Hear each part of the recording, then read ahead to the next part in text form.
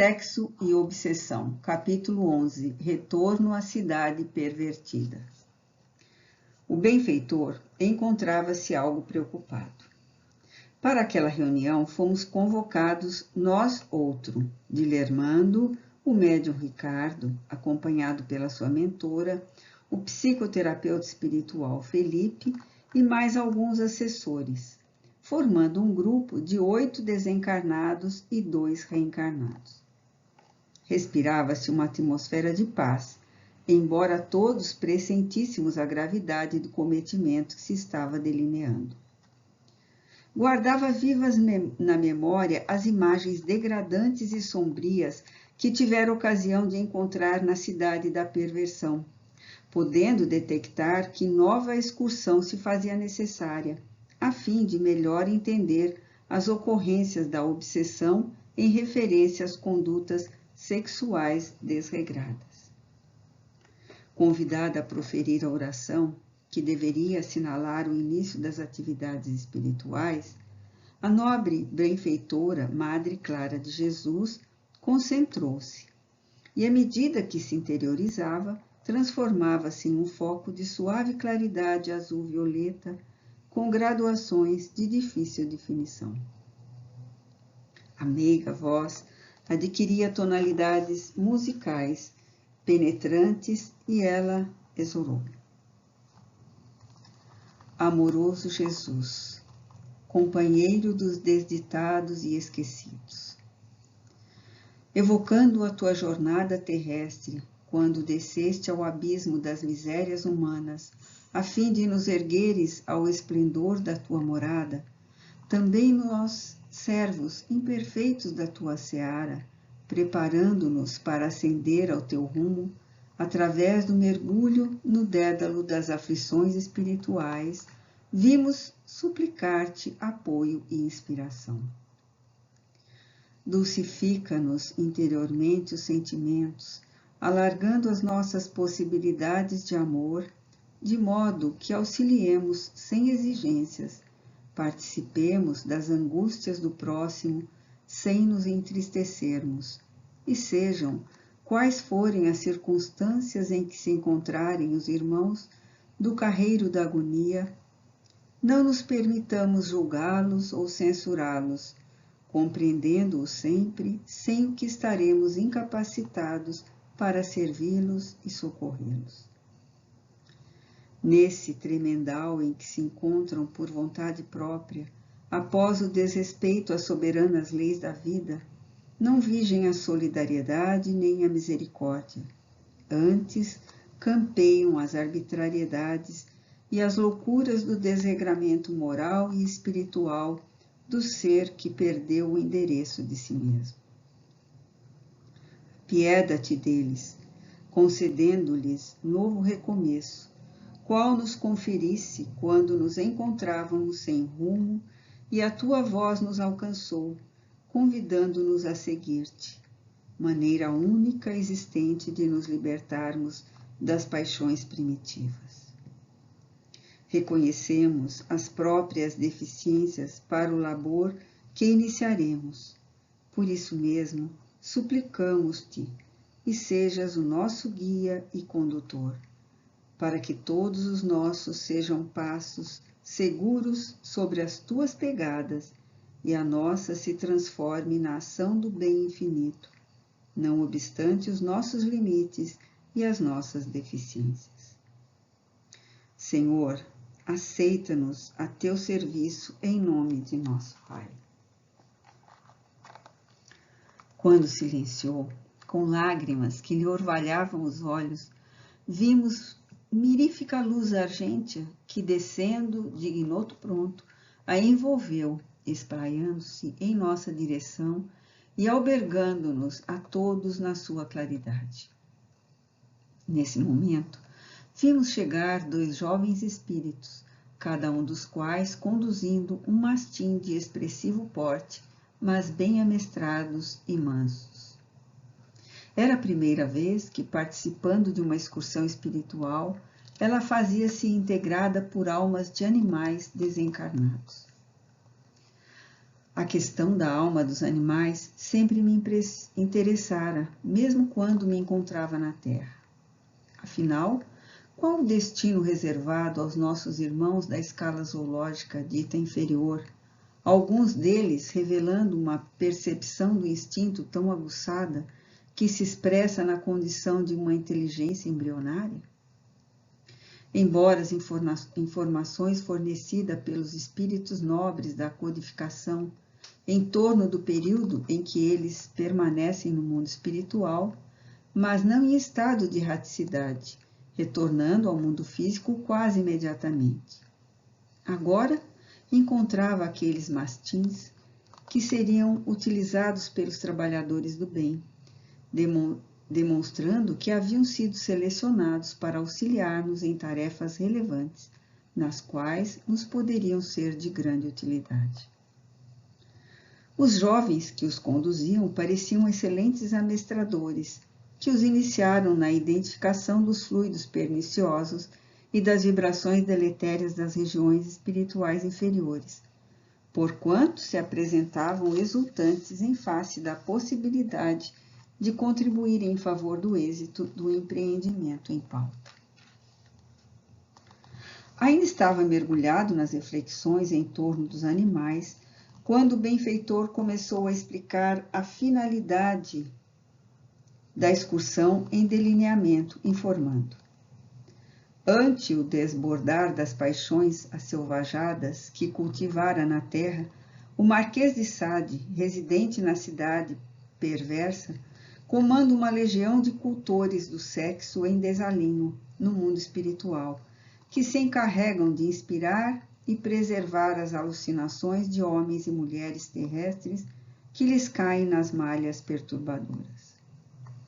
À semelhança de Mauro, o esposo da dama da consulta ao atendente fraterno da casa, enquadra-se como dependente da ação nefasta daquelas entidades devassas, que, obsediando alguns incautos, também tombam nas malhas da própria rede de perturbação, experimentando o tormento da insaciabilidade e mais experienciando as necessidades físicas de que já deveriam encontrar liberados, e constituem somente impregnação dos vícios no perispírito.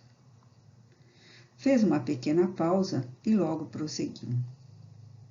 Em nossa esfera de ação, tomamos conhecimento de que um grupo de sequazes do Marquês pretende oportunamente assaltar esta instituição que se constituiu um pouso de renovação que é do vero cristianismo, influenciando seus membros para tombarem nas urdiduras da sensualidade desavisada.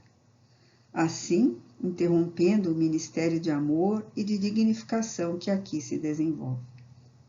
Conforme recordamos no plano pré-estabelecido pelo soberano das trevas, a respeito das 4 torpes verdades, os espíritos do mal investiram com todas as suas forças contra os obreiros do Evangelho, desvelado pelo Espiritismo, por estarem interferindo nos planos trabalhados em favor das obsessões coletivas.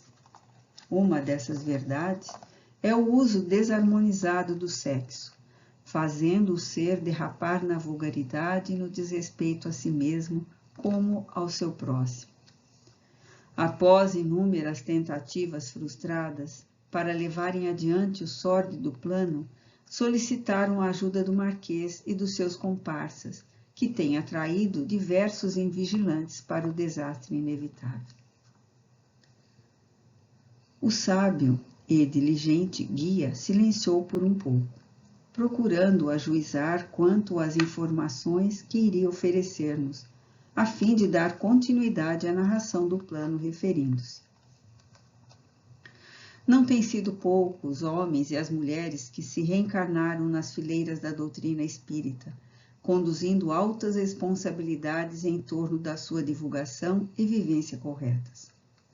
Nada obstante, após alcançarem a notoriedade e mesmo certa respeitabilidade no movimento, vem tombando ante as facilidades em favor do uso do sexo irresponsável, comprometendo-se gravemente e gerando perturbação nos companheiros que, aturdidos, constatam que a sua não era uma conduta exemplar nem autêntica.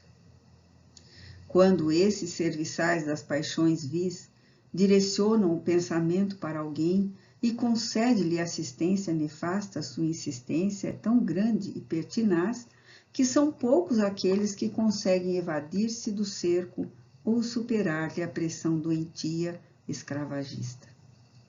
Inspiram a mentirosa excelência do gozo, dão ideia que a pessoa está perdendo excelentes oportunidades de ser feliz, tendo em vista a predominância do prazer doentio, que afinal a vida não pode ser levada tão a sério, que dispense as suas concessões carnais, que o tempo monástico não mais instalará na terra e que estes são dias diferentes. Noutras vezes, auxiliam por inspiração reflexões perturbadoras, procurando diminuir a gravidade dos compromissos sem responsabilidade, a banalização dos relacionamentos apressados e das múltiplas experiências como fonte de vida, etc., em terríveis conciliábulos que, não poucas vezes, resultam exitosos para os seus delineamentos. O gentil amigo percorreu a sala com seu olhar percussiente e, vendo o expressivo número de espíritos encarnados, desdobrados pelo sono, e desencarnados buscando amparo e orientação, não se pôde furtar a emoção, prosseguindo.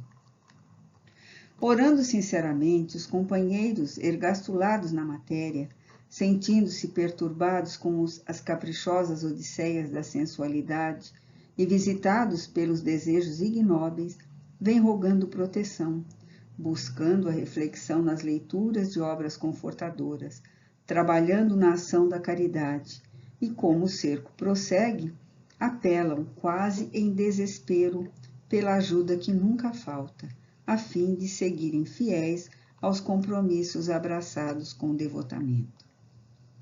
Nesse ínterim, resistindo às influências nefastas que nem sempre lhe encontram guarida na mente ou no sentimento, tornam-se vítimas de companhias encarnadas que se corromperam e se oferecem para o banquete da loucura, alcançando-os com maior facilidade.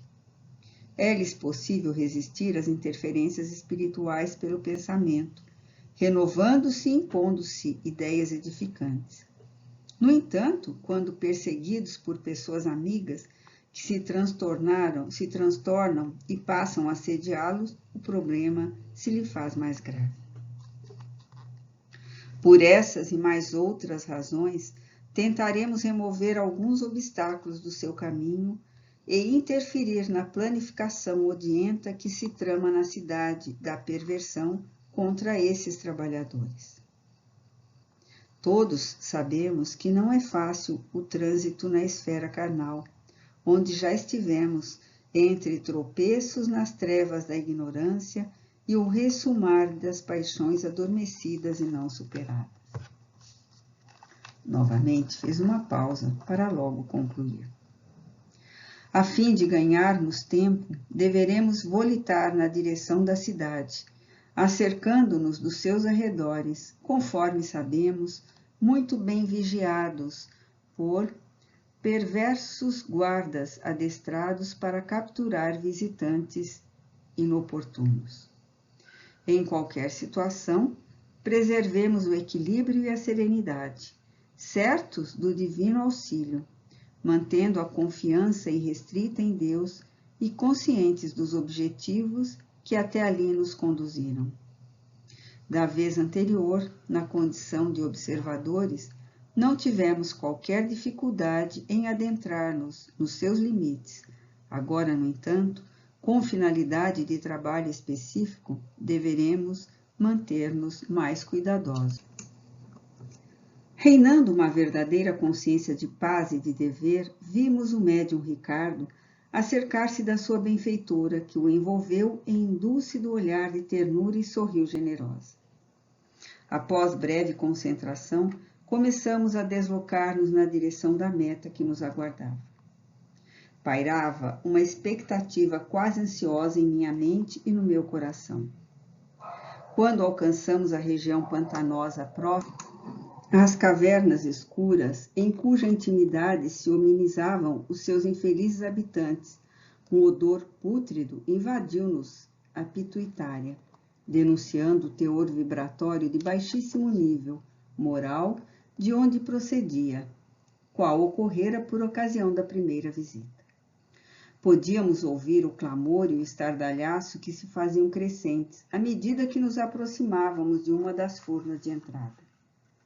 Para melhor dificultar a identificação dos vigilantes que conduziam espíritos metamorfoseados em animais, por processos perigosos de hipnose perispiritual infelizes, fizemos-nos cobrir por mantos pesados que alteravam a nossa aparência e, com a presença dos mastins, facultando que pensassem tratar-se de retornados de excursão ao planeta, de onde traziam novos aficionados para o turbulento espetáculo.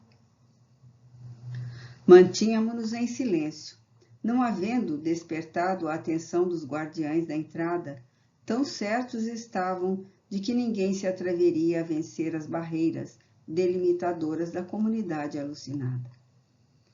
Respondendo às questões que eram propostas pelos vigilantes de plantão, o nosso mentor, circunspecto e concentrado, informou que se tratava de um novo grupo recém-convidado para o espetáculo da noite. Um pandemônio reinava por toda parte. A sensualidade desbordante tomava conta dos alucinados em transe de loucura. O desfile dos carros alegóricos, expressando as organizações genitais deformadas e absurdas, os atos praticados em grupos vulgares e desvairados, inspiravam compaixão, não fosse a náusea que provocava. Tudo ali fazia recordar os lupanares de baixa categoria e os antros da mais sórdida vulgaridade sexual animalizada. Estátuas horrendas, decorações absurdas, construções aberrantes, tudo era calcado no sensualismo chocante, ao tempo em que as músicas estridentes faziam-se acompanhar por letras de conteúdo chulo e palavreado grosseiro, enquanto seres humanos, transformados em bestas animalescas, serviam de condução a hediondas personagens que os conduziam, utilizando-se de rédea e chicote, seminuas ou vestindo-se primitivamente com o que parecia couro negro e escuro e brilhante, tendo adereços e argolas grosseiras penduradas em várias partes do corpo, incluindo o sexo de aparência descomunal. Tudo eram referências às mais vis expressões da conduta desregrada do abuso sexual.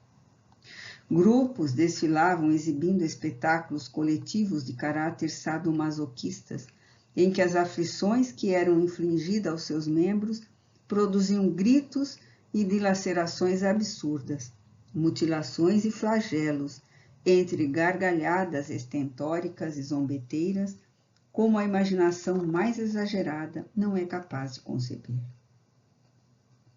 A execração não tinha limites, e apesar de nunca haver sido impressionável, mesmo quando da breve visita anterior, encontrava-me quase atoleimado ante o que a mente em desalinho é capaz de produzir.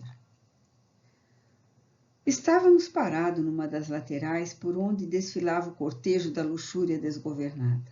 Representações de seres mitológicos se multiplicavam, sempre com destaque à área da sua perturbação ou representação sexual desconcertante. Ridículos imperadores romanos do período da pré-decadência eram imitados com burlescas aparências e debochadas carantonhas. Meretrizes famosas e seus amantes infelizes volviam a cena representativa entre aplausos ensurdecedores, assobios e gritos infernais, entronizando bizarros Eros, Bacos, Afrodites, Apolos espudorados. Nesse momento surgiu um cortejo de crianças em atitudes agressivas e grotescas de atos libidinosos estarrecedores. Apurando, porém, a atenção, pude detectar que se tratava de anões disfarçados, conforme notara anteriormente, a fim de reterem a imaginação dos pedófilos e doentes de outras expressões perturbadoras do sexo aviltado. Não conseguia compreender toda a hediondez do espetáculo, constatando mais uma vez que naquela cidade nefasta, muitíssimos líderes das aberrações que se apresentam na Terra iam ali buscar inspiração, em razão de estarem envolvidos com a população residente. Isso quando não o visitavam com frequência indispensável a uma perfeita identificação de conduta que pretendiam transferir para o planeta. Recordava-me daqueles que sempre proclamam pela liberdade de expressão no seu aspecto mais grotesco e selvagem, exigindo leis que discriminem usos e comportamentos vis em nome da falsa cultura e da liberalidade que raia sempre pelo despropósito e pelo abuso. Algum desses companheiros terrestres que se fizeram famosos pelos conjuntos e bandas metálicas com personificações diabólicas ali também se encontravam no desfile, exibindo as suas mazelas e perversões com que se compraziam, a fim de despertarem no corpo físico mais tarde, sob indisfarçável mal-estar, que pensavam minorar com doses de álcool e de outras drogas químicas de que se fizeram escravos. Era aquela, sim, uma sociedade que emergia do passado grosseiro, solicitando cidadania nos tempos modernos. Estava mergulhado nessas reflexões quando escutei nos refolhos da alma a voz gentil do benfeitor chamando minha atenção. Não nos encontramos aqui para avaliar ou julgar o comportamento dos nossos irmãos doentes, mas sim com o objetivo de ajudá-los. Preservemos a sincera compaixão fraternal, aprendendo a avaliar tudo quanto não mais nos cumpre vivenciar, superadas essas manifestações primárias, nas quais um dia também nós, de certo modo, estagiamos antes de alcançar o momento atual. Oremos e vigiemos. A advertência oportuna chegara abençoada, despertando-me para o dever da solidariedade e não da censura, ou da observação malsã que me permitia, desde que somos todos filhos de Deus, em cujo amor nos movimentamos e para cujo seio nos dirigimos. Todos teremos a nossa ocasião de ascender aos páramos da luz, por mais nos demoremos nas trevas da ignorância e da perversidade.